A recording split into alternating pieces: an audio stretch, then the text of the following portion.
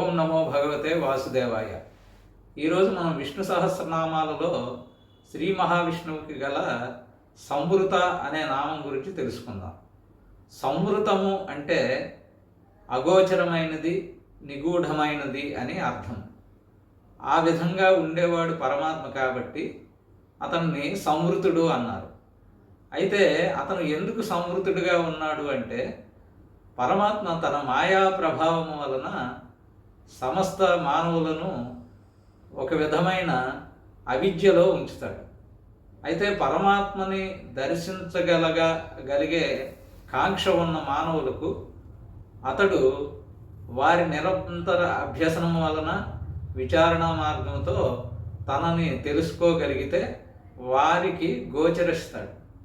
ఈ కారణంగా పరమాత్మ తనని తెలుసుకొనగోరే సాధకులకు గోచరిస్తాడు కాబట్టి, కాకపోతే నిగూఢంగా రహస్యంగా ఉండిపోతాడు, అగోచరంగా ఉంటాడు కాబట్టి అతన్ని సంవృత అన్నారు. స్వస్తి.